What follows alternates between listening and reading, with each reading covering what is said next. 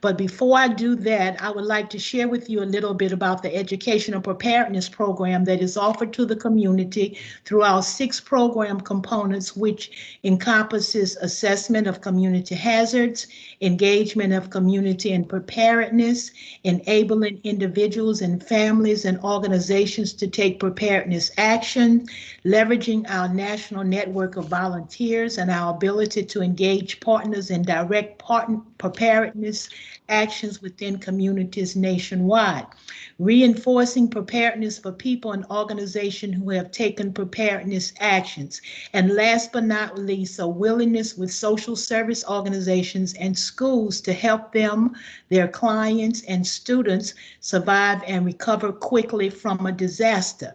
The preparedness program of our youth is focused on sharing with our youth community on how to prepare for disasters such as hurricanes, tornadoes, floods, home fires that enable our youth through our Pillowcase Project and our Pedro programs. Therefore, the committee decided that it is only fitting that we have a leader from our educational community to share with us during this leadership and learning forum on schools and community collaboration. Our presenter today is Dr. Lewis, the Executive Director of Curriculum and Instruction for Inspired Nodal Charter Networks. She is responsible for fostering a culture of continuous academic improvement across the network. She ensures that school leaders, teachers, and staff have the academic tools and resources necessary to provide quality instruction to high school students. Dr. Lewis has served as a middle and high school teacher, a school and district administrator in Orleans Parish in both traditional and charter schools, overseeing leadership development, curriculum, and instruction for grades pre-K through 12. She holds a bachelor's degree of science in newspaper journalism from Florida A&M University, a master's of education degree in urban education and educational leadership from Southern University at New Orleans, and a master's of education degree in educational administration from the University of New Orleans, and a doctoral degree in educational leadership from North Central University. We welcome Dr. Lewis and commend her dedication to the field of education and are delighted to have us to share with us. And most of all, she is a wife, a bonus mom, a daughter, a sister, and an aunt. Dr. Lewis, we welcome you this afternoon, and we're excited to hear about how we schools and communities can collaborate. Thank you. Thank you, everyone. It's a pleasure to be here. But before I get started, I'm reminded of a quote from Abraham Lincoln that says, "All that I am and all that I aim to be, I owe to my mother." So thank you, Mrs. Hewlett, for that introduction. And thank you to the members of the Louisiana region of the American Red Cross. I stand in gratitude for the heart you have to serve the communities in our great state of Louisiana. I must say that it is an interesting time to be alive and an educator as we're trying to currently figure out our role and our destiny. I couldn't think of a better day to take the time to have a conversation, and I'm going to call this conversation a bold and courageous conversation about schools and the role of the community and the importance of the collaboration that schools must have with the community. And I say that because the reality of everything happening in our country puts us in a peculiar situation and position. And so I like to think of it that we're currently going through what I'm calling the 4 pandemics. Of course, we know of the health crisis. We have civil, racial, and political unrest. We have economic turmoil, and we have the climate catastrophes that many of you have had a firsthand look. So before I continue, I want us to build a container for our conversation and to frame our thinking and commitment to these 3 agreements today. And I'm going to make sure that I leave time for questions because I do want it to be a dialogue. And as Evan said earlier, we must learn to be advocates. And I know some of you have burning questions that you just haven't had the form or the opportunity to ask an educator. So I want to make sure that you do that today. And so I want to make sure that you stay engaged, that you experience some discomfort, and that you expect and accept some non-closure, and you'll understand that in a few minutes. And I say this because we cannot engage in the topic of schools and community and have a conversation without talking at the fundamental level of what schools and community collaboration means for all kids and future generations. So with the recent events that has happened last year and continuing in the beginning of this year, it reminds me of why I do this work and why I work in the field of education. And when I think of education, for me, education is what I call multi-generational work. And why I say it's multi-generational work, whatever I teach and put in front of a student impacts the generation before them and the generation after them. So for example, if I'm having a lesson and teaching students about financial literacy and how to invest and how to build generational wealth, that student can take that same information and begin to have conversations with their family, with their parents, with their grandparents, with their aunts, uncles, and cousins. And then they can still take that same knowledge and when they begin their own family, instill the same thing into their kids and their grandkids. So now we've built multi-generational wealth because of the knowledge that a student has received. So as somebody who has worked in the multiple layers of education at the classroom level, at the school level, and at the district level, it sets the stage of how I want us to think about today about what schools and what schools mean to the community. So in this country this summer, we witnessed the headache and the heartache of an uprising and saw a mobilization of communities from the next generation. And why do we think that the next generation took it by the hand and not the current generation?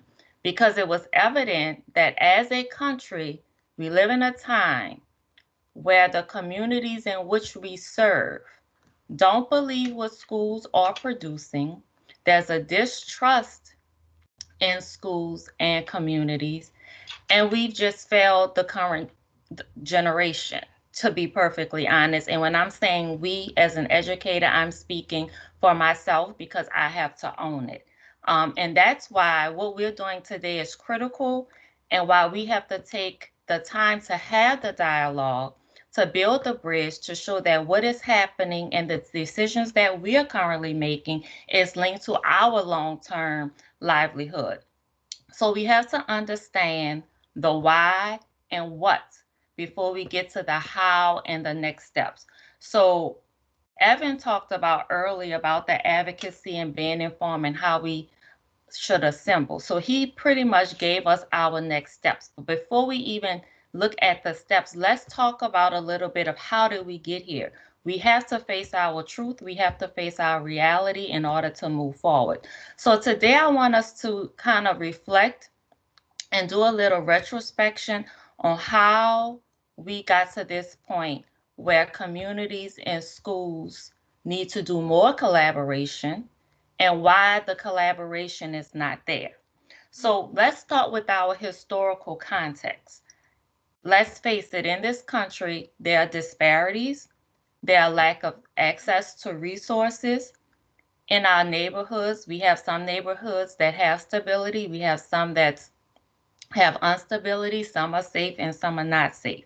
So until we address these historical inequities that contributes to our current day community, then we can't move forward. So think about the community in which you live. And across this country and across this state, our truth and our reality is that the zip code determines whether we live or whether we die. And I want you to sit with that for a moment, and I'm going to say it again, that our truth and our reality is that our zip code determines if we live or die. But the key there is it does not have to be our reality, but it is our current reality. And what are the implications and why is this important? So as we move forward, I want to ask you some practical questions that I really want you to think about And I want you to really seriously think about them, because when you really sit and ponder and think about it, it's going to allow you to be better and to show up differently and be able to leave children well. Because all of us on this call today have some child, niece, nephew, grandchild, and our own children that we truly care about. So I want you to consider this conversation with them in mind. So, what is our belief system about students that don't live in our communities, that are not in our families? What do we believe, honestly believe, about those children? How have we linked that belief system to the community in which they live? How are we perpetuating oppression or setting kids up for their destiny? Or are we setting them up for their destiny? Or are we continuously perpetuating the oppression that has plagued this country for so many years? How are we cultivating the genius inside of them? Are we delivering on the promises and all of the catchphrases and all of the missions and cliche statements that we say in schools, that we're preparing students to be productive citizens to enter this global society and be contributing members? How will we use our influence to make a difference for the right reasons? So when we think about the word education, we have to think of it from its root word, which it comes from the word educere. And edu means to pour out, to bring out. But in order that for me to bring out something or out of a student, I first have to believe that it's inside of them. So here's our truth. How do we start? Here's one fundamental way that we started in a community. And when you look at the state of Louisiana, and if you look up or Google redlining in Louisiana, redlining, for those of you who may not know, is a concept of how politicians and government and urban planners look to decide where money will be invested and the types of businesses that will enter into certain communities. So when you think about the community around you, you will see certain stores, certain dollar stores, certain high-end stores, certain restaurants. That is what is called redlining.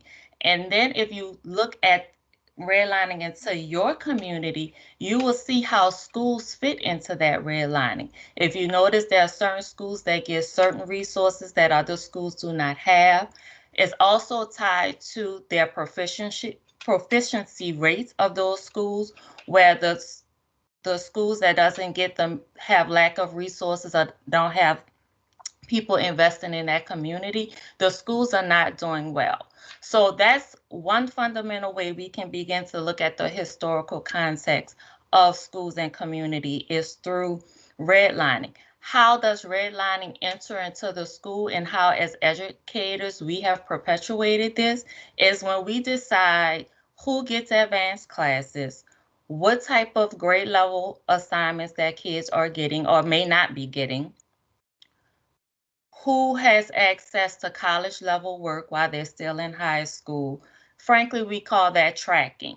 So when we do this, we already tell a student that they don't belong or that they don't matter. And Bettina Love says it best, that when she says, how can you matter to a country that rather incarcerate you than educate you?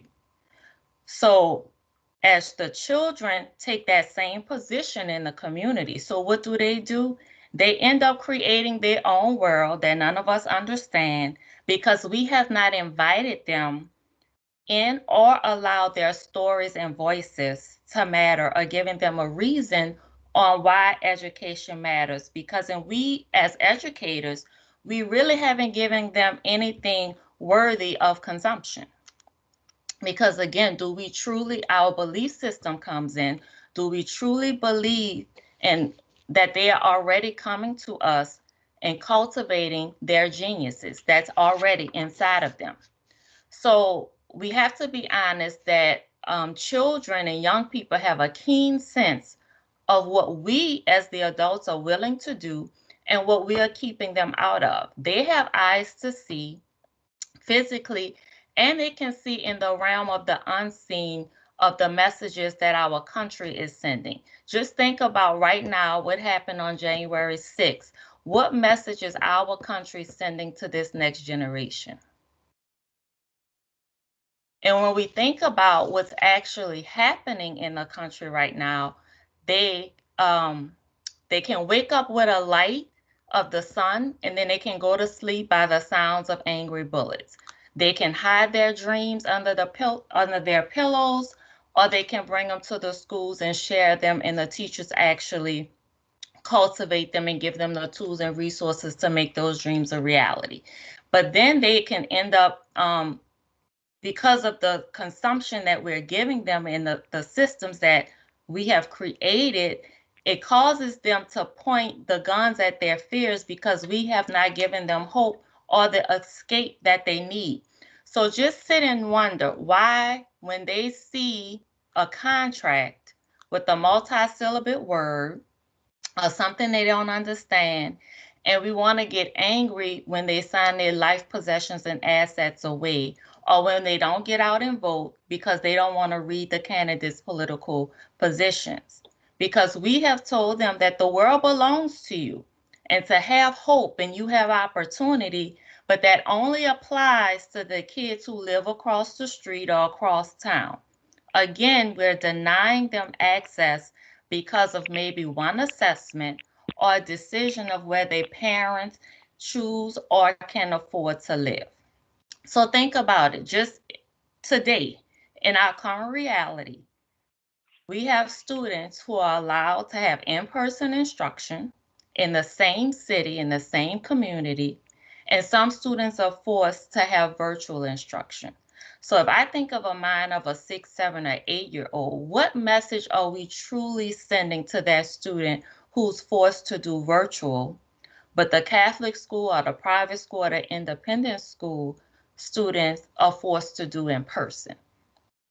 So as an educator, and as a leader, I tell my team all the time that that's on us. When kids are not where they should be academically after 11 and a half years or 12 years, depending on if they went to pre-K, it's not on them. It's not on the parents. It's not on the home struggle. It's on us because we have not given or equipped them to the tools of power. And we have to admit that the more access you have to resources, the more power that you have to navigate society. And as educators, employers share with us, what are they looking for in an employee? So it was once called the 21st century 4Cs. They've now added a fifth C. So what an employer is looking for is a person who can think critically, who's creative, who can communicate, who can collaborate, and who comes with character. But as educators, if we're not giving them writing prompts that causes them to write well, or the tools and knowledge and dispositions to write well, to analyze text, to use numerical data to access power in this country, we as the educators and the leaders have calcified and perpetuated another form of redlining in our educational system. So as a community, how do we link and build the bridge and regain the trust that we have lost? So the first thing we can do is believe in the possibilities and the promise of the next generation. John Garden says a positive leader sees what's possible and then take the next steps to unite it and create it. So as you all volunteer, I want you to think about your service as a duty and not charity. As a collective, we have to deliver on the promise that we tell students about their life purpose.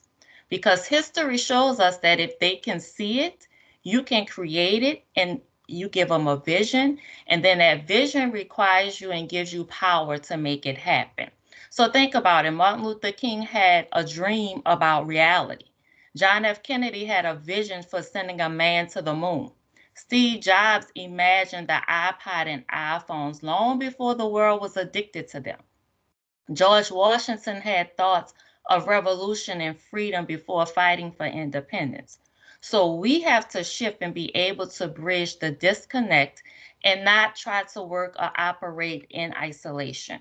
So the first step is we have to educate ourselves, as Evan talked about earlier. But once we become educated, we have to take the step and decide to agitate and disrupt the systems and the cycles within the community. So think about it. Where's the red line in our beliefs, in our practices, in our biases, and in our conversations? How do we call it out? How do we name it and exhibit the leadership in the community to change it and correct it? The work we do to lead and educate is about who will live, who will die, and who will fulfill their destiny. This work is about building a generation. There's an African proverb that states, because a child that is not embraced by the village will burn it down just to feel its warmth. So every day I look in the mirror and I ask myself, how have I pushed the needle? And we can't not come together today and not reminisce on a quote that Martin Luther King stated that says, I can never be what I ought to be until you are who you ought to be. And that's one of the philosophies that I live by, that if I'm not pushing this needle, I don't sleep well at night. But when I look into the eyes of the students that we serve, I'll never be what I'm supposed to be if they're not who they ought to be, because that is the duty that I have. So our call to action, and I'm asking that you join me in reflection, and don't be afraid of the data, of the race, of the zip code, of the history, of the language, and let young people experience what it means to have a true college and career readiness education and show them the impact. It's more empowering if we mobilize as a community, because if we do that, we will have vastly different outcomes for the future generation.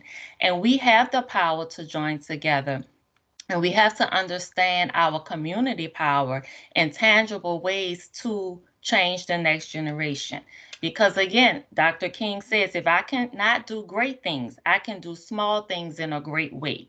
So what are you going to do to change the trajectory of the future generation? And that's the question that I have for you today. And so I want to leave time, because I know some things I've said may have resonated with some of you. So at this time, Caitlin, I can't see the chat, but if they have any questions, or do they unmute themselves to ask any questions?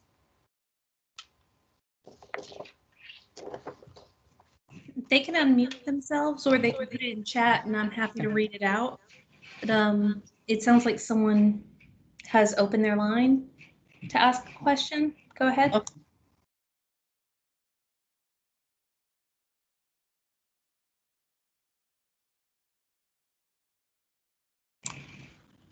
Well, I actually have one.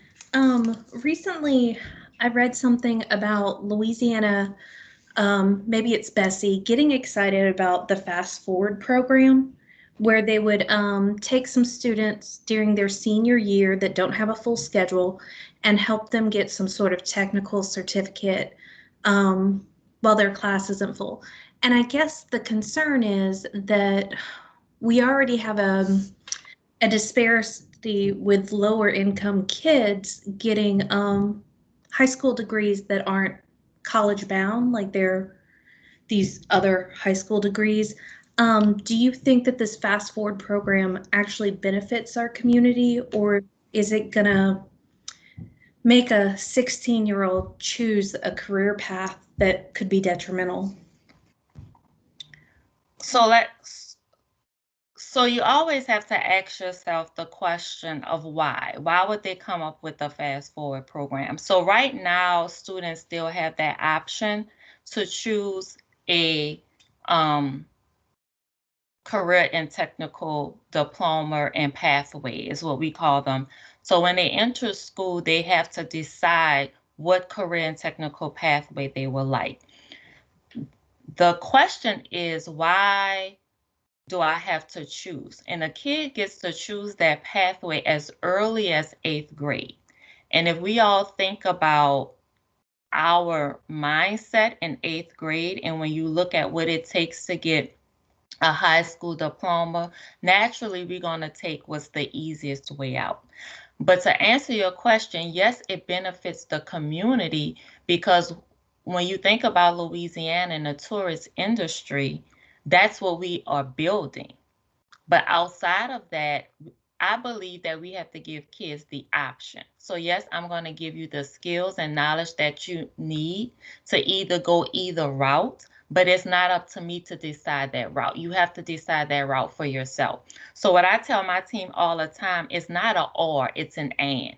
So I'm going to give you the classes that you need. If you decide to go to a 4-year institution or a 2-year college institution, or if you decide to get a career. But I also want to make sure that I give you the courses that will get you a high-paying career, not just a job. Because technically right now they already have jobs. Our goal is to get them to the career and a high-wage paying career that they're able to take care of their family. So to answer your question, yes, it benefits the community, but is it fair to the student to put them in a box of what they choose? Because what I would have chosen to do in 10th grade, I probably wouldn't be sitting before you today.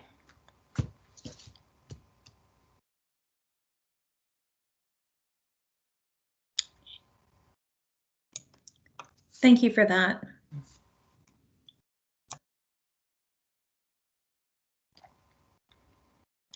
Are there any other questions? And I want to call your attention to, when we're talking about assembling and mobilizing, one of the simple things we can do as a community is ask the right questions.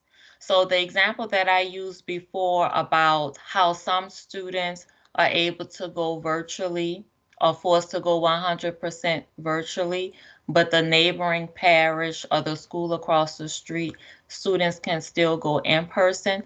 No one has truly asked the right people that question who made that decision. We just kind of tolerated the decision, but the right questions are not being asked to the powers that be that makes these decisions for our students.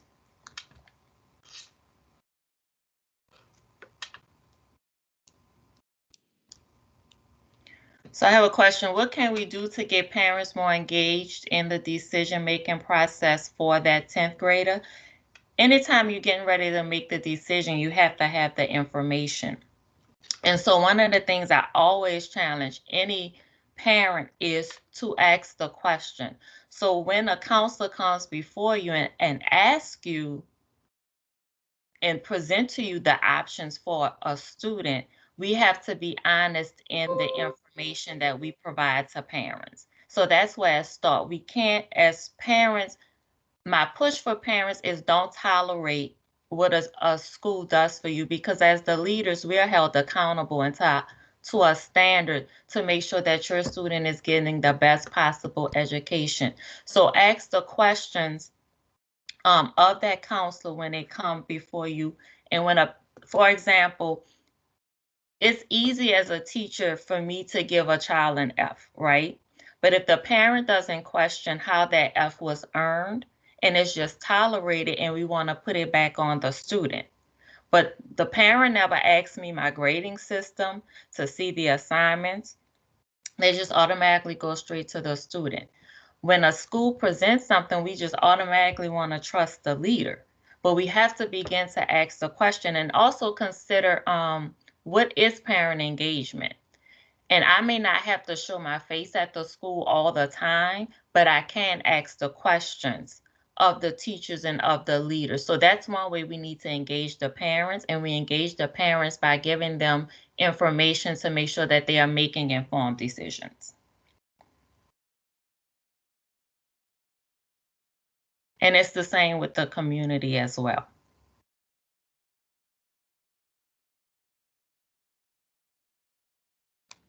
How can Red Cross, as part of the community, better serve the students in here in Louisiana, whatever? Do you have any suggestions on what we can do and how we can better assist to bring those students to the level that they need to arrive at?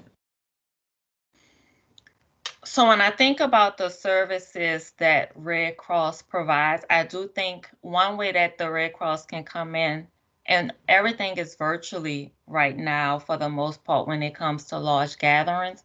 But one thing that Red Cross can do is have informational sessions for parents. So I know they do the project with the pillowcases, but as an adult, I still don't know and prepare on how to handle a hurricane, as we saw this summer, right? So in the spring, we can start having conversations around how to prepare families to evacuate for a hurricane. That's one simple thing.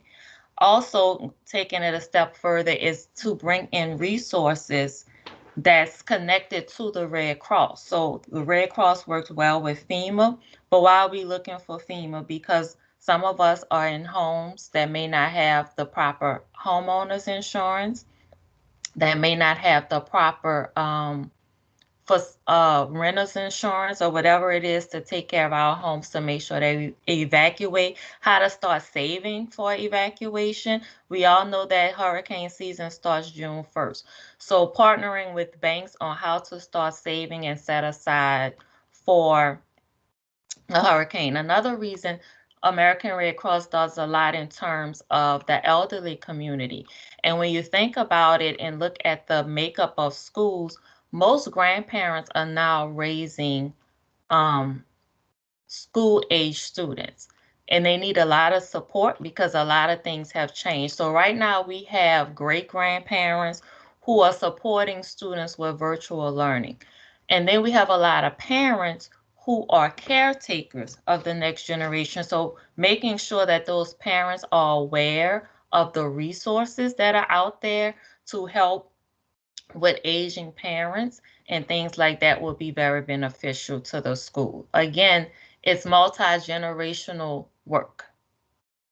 So don't just think of the students all the time when we're thinking about school. Sometimes we have to think about their caretakers as well. Thank you.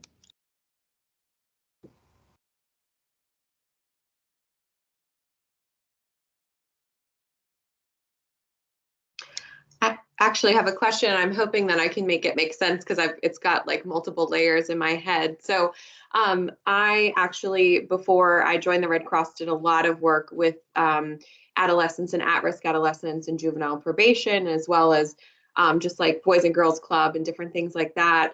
And I have kind of gotten away from that work just because of the way that my just schedule is now, but I'd love to get more involved in it, but recently have moved back to Southeast Louisiana. So what are some, if you can maybe make some suggestions on some organizations that I can become engaged with on the South Shore, North Shore too, to really plug back into that space, because it holds a very special place in my heart and it's work that I love to do.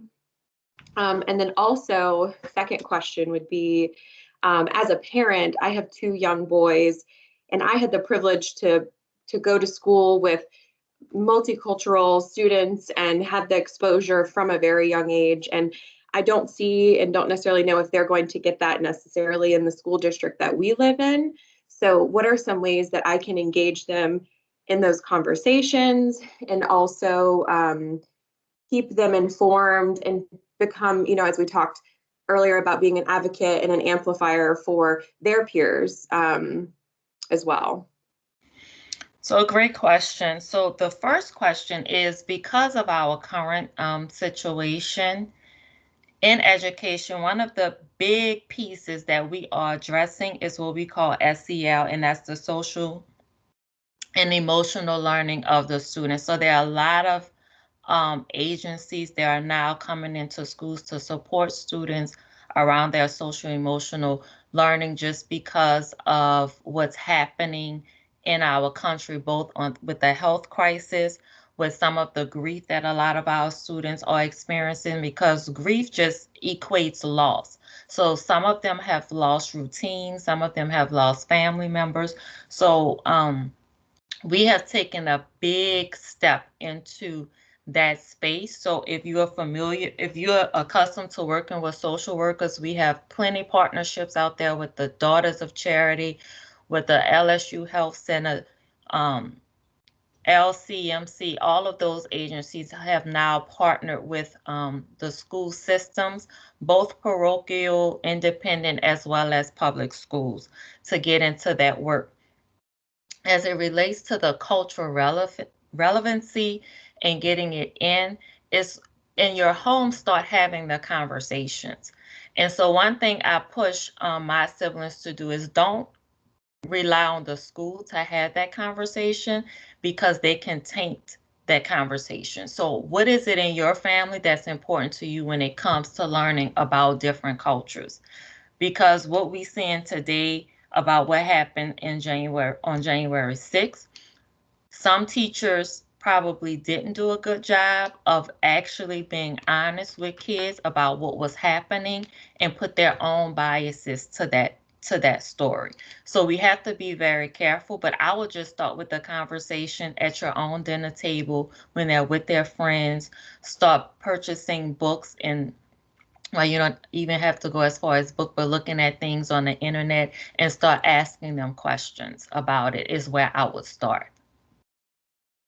Because all curriculums do not lend to have those conversations, and everyone doesn't have the knowledge and expertise to have that conversation. Thank you so much. Mm-hmm. Just remember, I am an educator, so I'm very good at wait time. So are there any other questions?